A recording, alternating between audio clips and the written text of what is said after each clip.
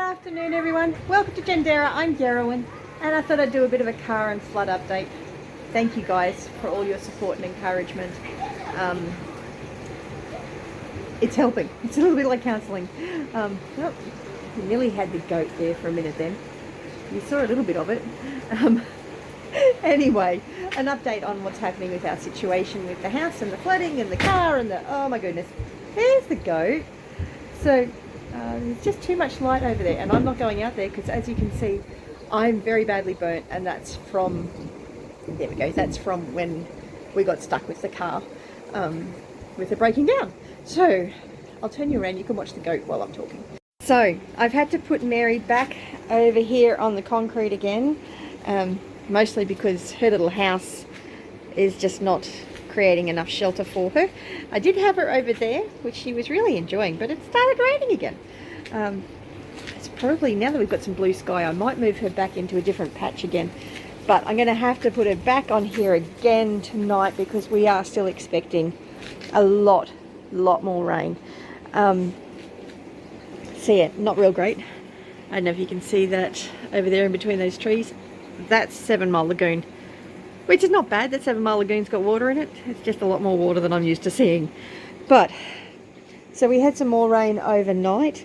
Poor Natty and Adam from Silhouette Park Farm are flooded in again. We had water in here again, and you can see where the wet patches are along with the boy's shoe. So it was running past here again.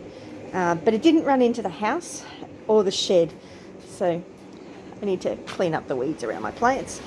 But all this got wet again. It's drying out nicely now, but we're still very wet, very soggy. Water was running down here again, so lucky these are here, or it would have been going into the house again, because there was a lot of water running down here because the ground is just so saturated. But yes, anyway, so other goats over there. But that's basically the update on that. We'll go watch the chickens while I tell you the rest. And of course the little chicks aren't happy at coming out because I'm here, and I've just taken all the protection off the top of the cage. So I might have to stand back a little bit. They might come out. Anyway, so update on the car. It got up to Hyundai at Toowoomba. Thankfully my breakdown cover covered the full towing to get it up there. And they had a look at it. First phone call was them letting me know that, oh, well, you've got a busted radiator. So, oh, not a busted radiator, sorry. That I had a busted radiator hose. So I had to get the radiator hose replaced. And so before they could even do the diagnostics. Then they started doing the diagnostics. And I think it was around 200 and something to get that radiator hose done, on top of the 160 to get the diagnostics. So total that I owe them so far is 370. So then I get a phone call a little while later saying, your engine's completely cooked. And I'm like, oh no. So the first quote they gave me was, they thought it was going to be between 20 to 30,000 to get it replaced, which is obviously if they can get the parts. So then they said that they needed to do some investigation to check back on actual prices and all that sort of stuff. So I'm like, okay, I can get a new car for less than that. Pretty much identical to the one I've got. And so I went back to doing schoolwork with Jonathan, waited a couple of hours longer, and was doing helping a friend of mine sort out mortgage documents so that she could refinance her mortgage because she's got a roof leaking. So she's got big problems at her place as well. So get a phone call from them, and they say, okay, it's going to be a minimum of 16,000. They couldn't give me a more accurate price than that because they didn't know what else they were going to find once they started doing the work and after they'd put the engine in, whether it needed a turbo or something like that put in as well. To which I'm like, oh, that's just nasty, because I only paid $13,000 for the car, I think it was, and they're available at the moment to buy second hand for $9 is the cheapest, and they go up from there. I'm like, well, that's not going to work, and we'd only just put a tow bar on it. So kind of didn't cope very well with that idea. And then they told me I needed to get the car removed, so it could only stay up there for a maximum of 2 nights. So if I wasn't going ahead with the repair, obviously.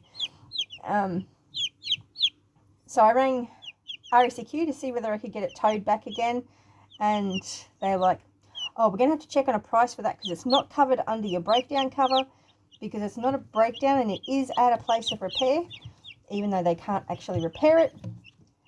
And she got back to me and told me it was going to cost me $450 to get it towed back home again. I nearly had kittens. So I spoke to my friend that I was helping with the mortgage documents, and they suggested that I check King's Towing in Gatton to see how much they'd charge, because I checked Mount Tarampa Towing and they never rang back, and never messaged back, and I checked a couple of other places and they couldn't get onto them. So I tried King's Towing at Gatton, and they said, yep, they can go pick the car up for $250. They've only just put the price up because the price of diesel's gone up so high. But I'm happy with $250. But I asked him while I had him on the phone if he had a mechanic that he could recommend having a look at the car, and he suggested Zabel's Mechanical in Gatton. I think it's Zabel. So I've spoken to them, and they've said that they can get some second-hand engines, and they deal with insurance companies that recondition them after accidents, like if a car's been rear-ended or something. And they put a warranty on the vehicle, on the engine.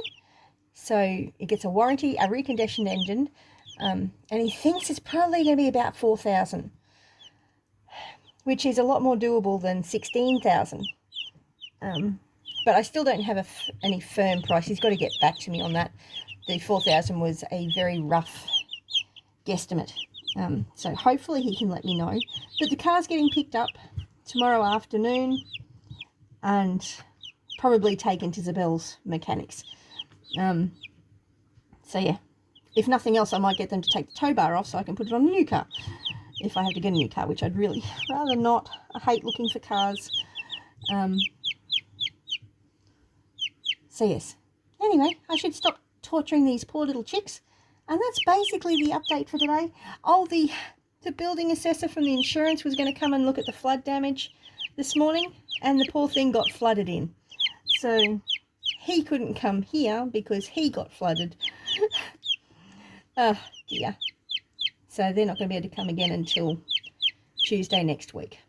So another 5 days before the building itself can get assessed. And I haven't heard back from the mould restoration people yet either. So I've got to get on to that. But that's the update for how things are going here at Jandera. I hope you guys are doing well. Please go over and check out Silhouette Park Farm and show them some love. They've got some major stress going on there at the moment. And I'll catch you in the next video. And I hope you've enjoyed looking at the little Rhode Island Red Chicks. So you have a great day. And remember, you're either green and growing or you're ripe and rotting. And when life gets hard, as it sometimes does, remember the footprints poem. The moment I am just reminding myself that it is not my footprints in the sand, it's God's. And He's carrying me. He's giving me strength and encouragement. So, and I really appreciate each and every one of you. So you have a great day. And I'll catch you in the next video, and I'll catch you in the comments section. Remember, you're either green and growing or you're ripe and rotting. Bless you.